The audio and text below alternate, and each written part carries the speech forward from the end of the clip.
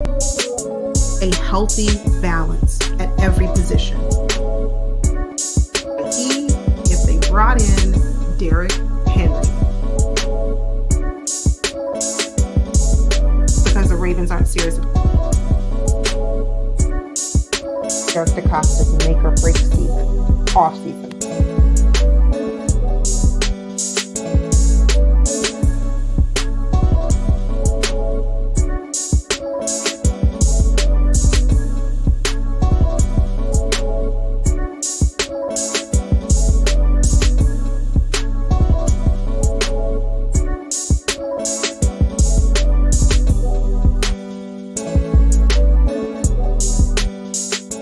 Good evening, Ravens flock. It has been a minute. I have not been here since I think early last week. I apologize. I missed you all. I was under the weather and I'm just slowly starting to find my voice again. Completely lost my voice. It was a rough time, but nevertheless, we are back and it is Friday evening. I hope you all had a great week. And if you are starting your weekend, I hope you have a fantastic weekend. But listen, we are going to just talk and get caught up with what these Baltimore Ravens have been doing since the last time I was on camera. Last week, someone brought it to my attention that after this upcoming season, we will only have one wide receiver on our roster, Zay Flowers. That's it. And I thought to myself, that's a little concerning. Let's talk about this Ravens wide receiver room because we did not do anything in the offseason so far in terms of addressing wide receiver other than re-signing Nelson Aguilar. And that leads me to believe that this is going to be a primary concern for hopefully EDC and company going into next week's draft. We really would need to come to the draft table with a strategy to say, we are deficient in wide receivers, and that's not something that we can continue to do.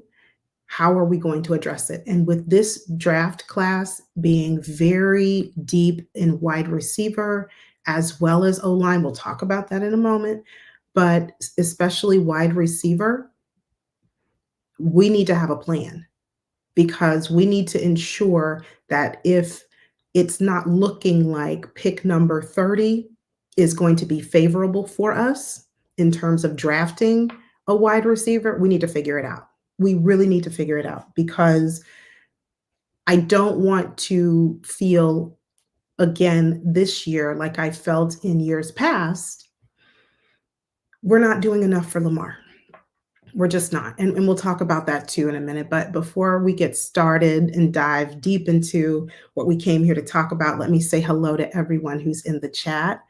Good evening. I see D Weezy is here. He's busy with NBA. Okay. Busy is something the Ravens don't understand this time of year. Look, I'm just trying to hold out some hope. Okay, D Weezy. I'm really trying. I'm really trying. We have Mr. Galloway in the building. Please make sure that you go over to his channel and subscribe because he and Hendo do a live stream every Tuesday night where they talk all things hip hop, and it's always intellectually stimulating. So please make sure you go over there, give them a follow, hit subscribe. You'll thank me later. We also have Holy Bro in the building. Good evening to you, kind sir. Thank you for coming. I just feel like we have to talk. So my voice is not all together there yet, but as long as my voice will allow me, we're going to stream tonight, and we're going to talk about these Baltimore Ravens. We have Hendo from the Rogue Pod joining us. Thank you for coming. I hope you're having a good evening. Thank you, Holy Bro. Listen, if I were the GM, all of you would be working right alongside me because I could not do it by myself. I wouldn't trust myself to do it alone. I would need the wise counsel of all of you to help me because you all come up with the best scenarios and how we can really advance our team, right? How we can benefit, how we can better our team from where we were last year and the year before and the year before. And we won't get into all of that. But going back to the wide receiver room, it's very concerning for me that after this upcoming season, as it stands right now, we have only Zay Flowers who will be on our roster. We need to do something about that. And speaking of Zay Flowers, it is it's very good news. I was going to say great news, but it's very good. It's very good news for us as Ravens fans to hear that the NFL has cleared Zay Flowers of all charges or all investigation. There are no charges filed in a criminal court, and there are none by the NFL. I was concerned that if an investigation revealed some type of foul play, then perhaps there would be a suspension. And we just could not afford to have Zay Flowers sitting on the bench or sitting at home. We just couldn't afford it. So, very happy, excellent news today that or I think it was yesterday, that Zay Flowers was cleared of all of the charges and there was insufficient evidence. So that's very, very good news for us as Ravens fans. So, um, Hendo from the Rogue Pod said that his first act would be, oh boy, here he goes. He just comes into the chat to start some trouble. We're not trading away. We would not even think of trading away. What we'll do, this is what we would do. And I think this is more than fair.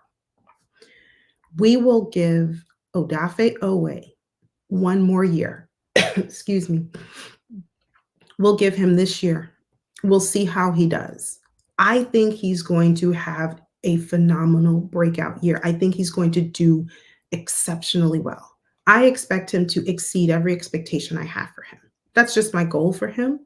And we'll come back mid-season or a couple of games into the season and we'll talk about it. Like, is he on track to have a stellar year? Is he falling behind? And so no, Rogue Pod, we're not trading away. Mr. Owe. Okay, D Weezy can do risk assessment. Just don't ask me what your degree. I won't. I won't even ask, but thank you. If you can handle risk assessment for us, listen, we've already got a front office staff called here, right here in the chat. You're welcome, Ravens. You're welcome. But another thing that I wanted to talk about in terms of wide receivers, should the Ravens trade for Brandon Ayuk? Now, this one is, to me, this one gets really tricky. The reason it gets tricky is because historically, the Ravens have not been one or have not been an organization that likes to give away draft capital. What would it take to bring Brandon Ayuk here to the Ravens? It would take a lot because he is a great athlete. He's a great player. And unless the Ravens were serious, unless they were really willing to relinquish that draft capital to bring a Brandon Ayuk here, it's wishful thinking. I'd love him. I'd love to have Brandon Ayuk. I've talked about Justin Jefferson. I've talked about Brandon Ayuk. I've talked about Deebo Samuel. I've talked about DK Metcalf. These are just some of the names. T. Higgins even. These are just some of the names that these players are going to command by virtue of their play. They're going to command big contracts. They're going to command large draft capital if you want to get them. It's just a matter of if you want to. So when I look at the Ravens wide receiver room, I'm thinking to myself, you can't afford not to consider this. And I don't want to just be in talks. I don't want to just be, well, the Ravens considered it, or they thought about it, or they tried, or they reached out. I don't want to be in that place again this year where we later hear that that's what the Ravens were doing. prior to the draft because this upcoming draft, I don't know if it's been like this in years past because I follow the draft, but this year for some reason I'm following it extra closely. But I just feel like this year's draft is going to be one for the books. And I don't know what's going to happen. I can't call it, but I just feel like something significant is going to happen, especially for our Baltimore Ravens. So I have my eyes on quite a few players. I have my eyes on quite a few teams to see what they do because I'm considering CD Lamb and the Cowboys and their situation with like Dak Prescott. There seems to be trouble in the land. And on draft night, I wouldn't be surprised if there's a trade that happens with CD Lamb. I heard he wasn't happy. He wasn't very happy and he wasn't settled with his organization. I wouldn't be surprised. So I just and by the way, I'd love a CD Lamb. I didn't mention him earlier, but yes, I'd love CD Lamb. Come to Baltimore. If you're watching, come to Baltimore. Would love to have you. So these are just some of the names that I'm considering that I would love to see in terms of us shoring up the wide receiver room because right now we are very underwhelming. Underwhelming. Let's see what you are saying in the chat. The Rogue Pod is telling D Weezer to go do a risk assessment on the Panthers. I'm not going to speak too bad about the Panthers. I don't know. They've done a lot this offseason, and I have pretty high hopes for them. Now, am I saying they're going to, contend for a Super Bowl this year? I don't know. I don't think so. But they have actually done some things this offseason that were pretty impressive. So I'm watching them this year.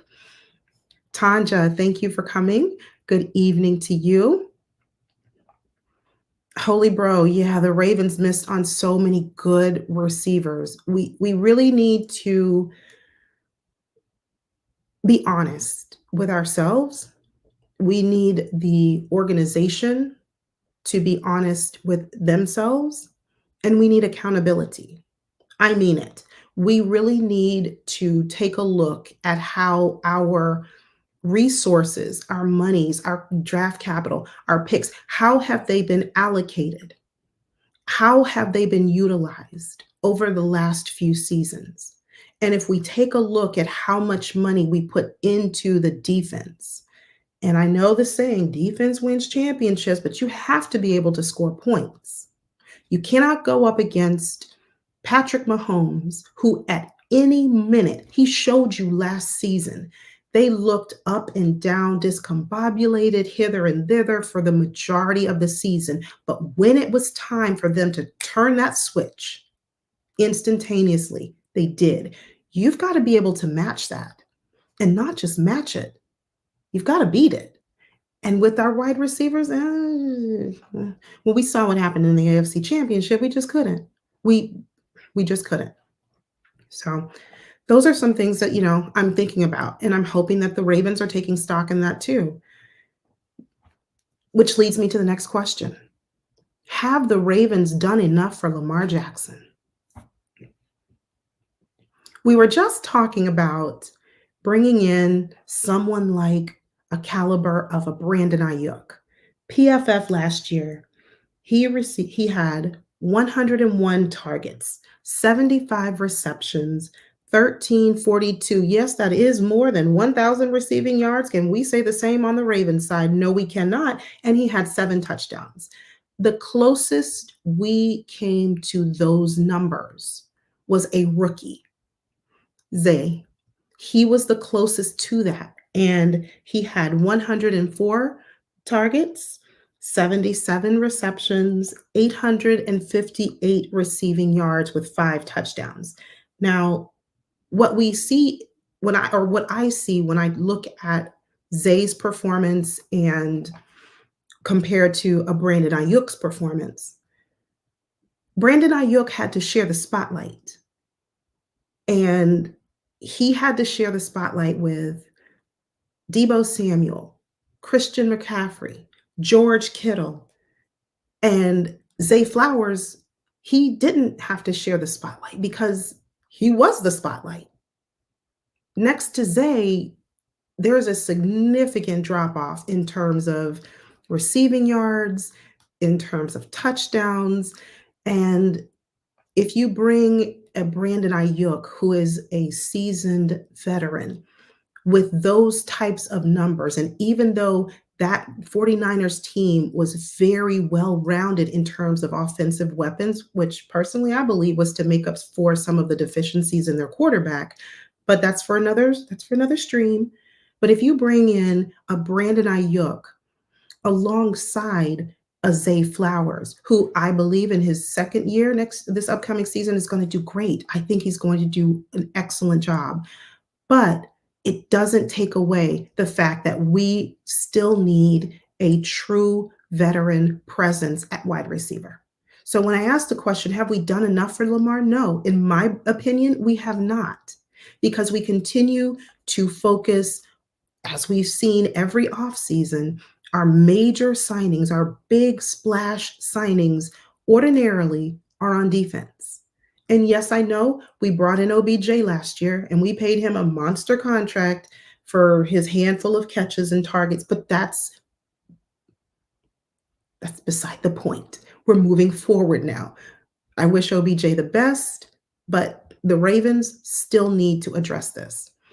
That to me is absolutely critical this upcoming season, because I think so many people, both players and people in the media, as well as fans of other teams, they're watching to see what happens to this team that called the Ravens, who were unstoppable seemingly for all season last year. We get to the playoffs and we're not going to be that storyline that we've always been, one and done. We did that. We beat the Texans. Great. Onward and forward we go to the AFC Championship. And then what do? We deviate from our identity and it costs us everything, which is one thing I want to talk about in a few more minutes, but I'm just segue into it right now. One thing, takeaway that I had from the press conference earlier this week, it was one for the books. It was really interesting to hear Roquan say, "Yeah, with the addition of Derrick Henry, I think we're going to stick to what works for us. I think we're going to stick to who we are." And I'm paraphrasing. I don't have his exact quote, but he was saying he recognized that we get to this big dance and we just become somebody that we're not. We become a team that we're not, and we were just, ooh, awful. I'll just say that. That's what we were. We were awful. So, those are some things that I'm thinking about going into the draft. Wide receiver. Another thing that is clear as day for all of us to see, what are we doing on offensive line? I think this draft is going to address offensive line. I mean, it has to at this point. We didn't we didn't acquire anyone in free agency, so Ah, hmm, we're gonna have to believe and trust and rely on protection for our quarterback in the hands of primarily rookies. And sometimes it works because we have Tyler Linderbaum at center, who, when he was a rookie, was great. He still is, going into his third year now. But we got him, and there were question marks, like, oh, okay, is it going to translate over into the NFL? Who knows? But for him, it has. So we just have to keep optimism. We got to keep some hope that whoever we select at pick 30, whoever we select at pick 30, at 62, that I'm assuming they're going to be offensive line. Do not, Ravens, do not go cornerback first round. Don't do it. Please don't do it. We will have too much to talk about on this channel if you do. We have Don C visiting in the building tonight. Good evening to you. I hope you're doing well. I think we really need to put our heads together, figure out What are the crucial positions that we need to shore up? Who are the best players available for each position, and do whatever we need to do, be aggressive in getting them. If it means trading up, trading back, whatever it means, to make sure that we walk away feeling like this draft was a hit, this was a success, because that's what I need to see. We have so much work to be done that I'm trying to relax. I'm trying to wait. I'm trying to be patient, but it is really, really getting to me. And I'm starting to get a little antsy, okay? Starting to get a little bit antsy about it because I just really want to see Lamar protected. I want that wall around him, and I want to see him have the weapons that he needs to succeed. That's, front row center for me. That's very, very important. Tracy is here. Good evening to you, Tracy. I hope you're doing well. Thank you. Thank you for coming. And yes, take Hendo's advice from the Rogue Pod. Please hit the like button. And if you're new, welcome. Please consider subscribing. And once you do that, don't stop there. Go over to the Rogue Pod and make sure you hit the like button and subscribe over on his channel too. This man has been working, okay? He's been putting videos and live streams and short. He's just been doing everything. So just make sure you go over there. Plenty of awesome content for you. Another veteran to watch, as I mentioned earlier, was CeeDee Lamb. I have my eye on him. I'd love to bring him in. I'd love to have him here. I think he'd do great. And who knows what's going on over there in Dallas? I don't know, but we'll see. So I don't think, going back to my question from earlier, I do not think that the Ravens have done nearly enough to say, I'm all in on this quarterback named Lamar Jackson. I think they can do more, and they should do more, and they need to do more. And I'm expecting them to do just that this next week in the draft. I want you to put your money where your mouth is. I don't want to hear your talks. I don't want to hear what you have to say. I want to see what moves you make. Because at this point, it's nice to have them get on camera or do your press conference and give lip service about how great our team is going to be. You watch, you wait. I promise it's going to be fine. We're going to be great. That's nice. It's time now for the rubber to meet the road, and it's time to see what we do. We all know that there are issues with this team right now, very big ones, very glaringly obvious needs for this team. What are we going to do? So, who should we draft at pick 30? Who do you think would be the best player at pick 30 if they happen to fall? Okay, that's assuming none of us know what's going to happen on draft night. And when the draft board happens, we don't know, like who's going to land. But if you had your choice, any player, who would you go with? Or what position would you go with? If you don't have your eyes set on one particular player, but you say, for me, I need to see O-line, someone from the O-line picked at pick 30, let me know. For me, I mean, it's a toss-up. This one is a toss-up. I go back and forth because I'm really concerned about the O-line, but I'm simultaneously and almost equally concerned about wide receiver. And I think I would be a little bit less concerned about wide receiver. And there's so many good ones, right? There's so many good wide receivers as well as O-linemen this year. But I think because we did absolutely nothing in free agency in terms of wide receiver other than Nelson Aguilar, seeing that, knowing that really makes I go back and forth.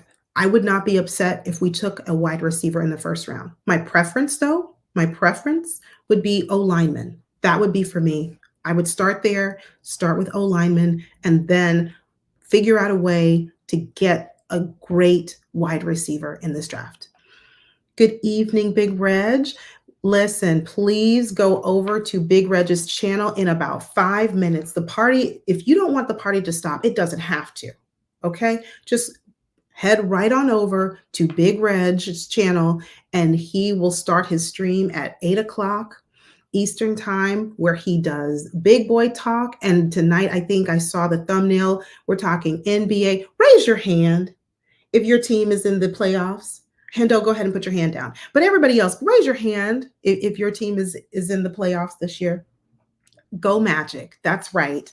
Go Orlando Magic. I'm not saying the Magic are going to win it all this year. I certainly would love it if they did, but at least my team made it. So, and that was something to quick 2.5 prior to the start of the NBA season. Big Reg did a live stream, and a certain somebody's were in there just giving us grief about the Orlando Magic, and they're calling them the tragic and the tragedy, and they're not making it to the playoffs.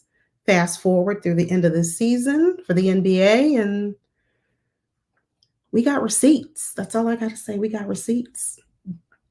Okay. Last thing before we get out of here, because I do want to make it over to Reg's stream myself, wanted to talk a little bit about the takeaways from the press conference from earlier this week. I talked about one, which was Roquan, and I saw several tweets, or I guess they're called tweets, on X, whatever they're called, several posts on X where they said, "Ooh, Roquan, you shouldn't have said that. You're gonna be in Harbaugh's doghouse." And I'm like, we can't afford to have him in Harbaugh's doghouse.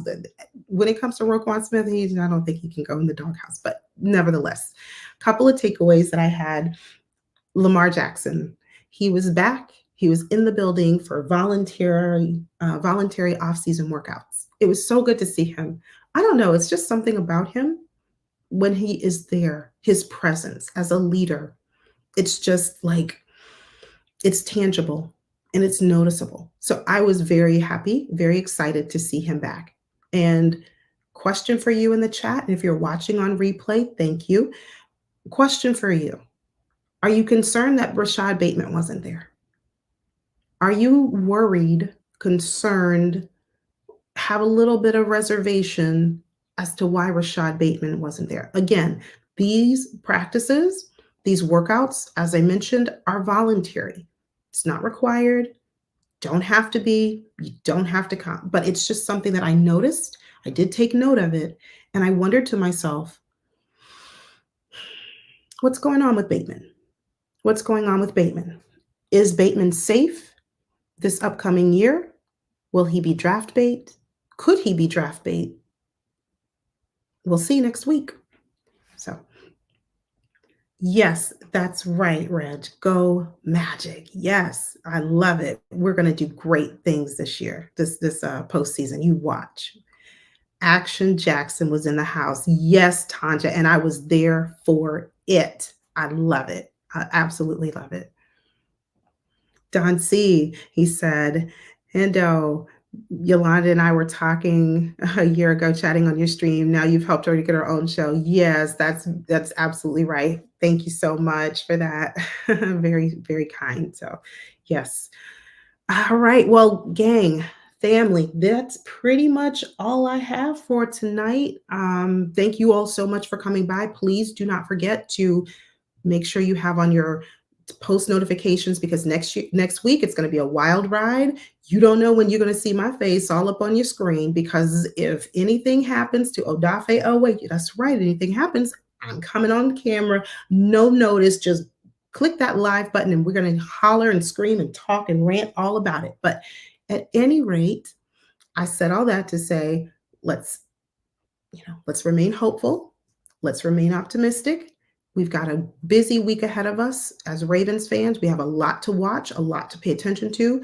Keep your eyes open, keep your ears alert, because I think it's going to be a great draft for us. It has to be. Okay, there's no alternative. It has to be. So that's what I'm looking forward to.